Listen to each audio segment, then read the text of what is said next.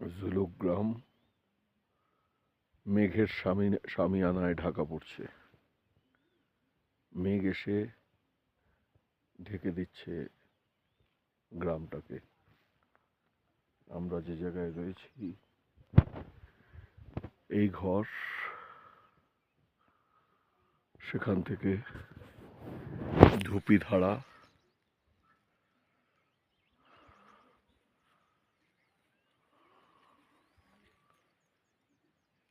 শুধু ঢেকে আছে মেঘ, নিচের পাহাড়ের অংশগুলো, আর গ্রাম ধীরে ধীরে ঢাকা পড়ছে। আবার মেঘ চাঁদোয়া কাটাচ্ছে।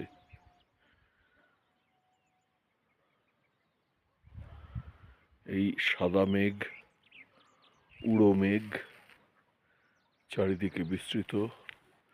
কালকে সন্ধ্যায় বৃষ্টির পর আজকে বৃষ্টিপাতের সম্ভাবনা কম, কিন্তু এ মেঘের খেলা চলবেই।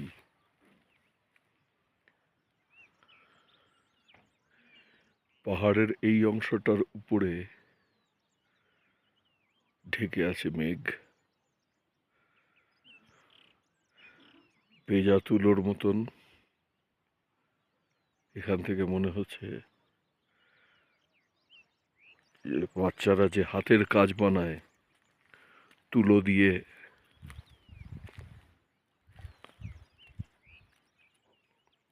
এটা সেরকমই কিছু।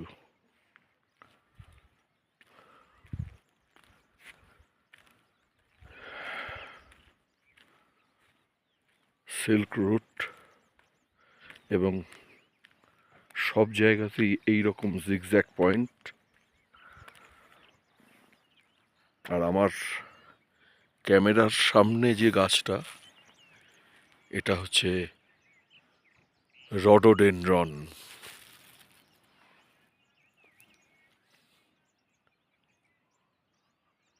এটা হলুদ রঙের রডোডেনড্রন।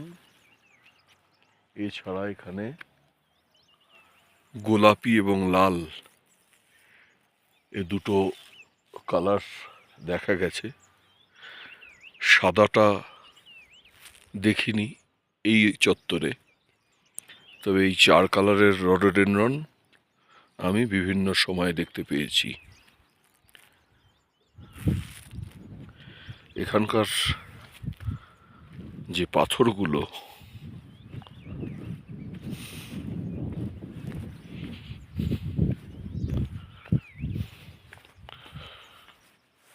অধিকাংশই স্লেট ধর্মী এবং গ্রানাইট। এই পাথরের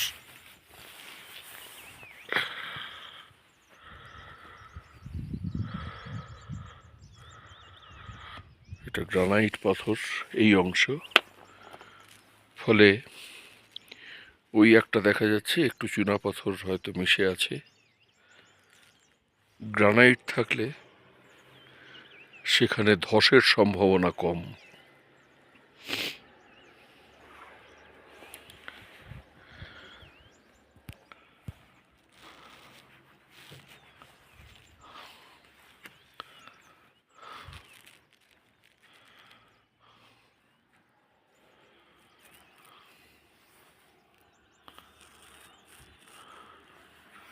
কিন্তু কাঞ্চনজঙ্ঘার পিক, সেটা এখনো পর্যন্ত মেঘ দিয়ে ঢাকা। ফলে মাথা কাটা কাঞ্চনজঙ্ঘা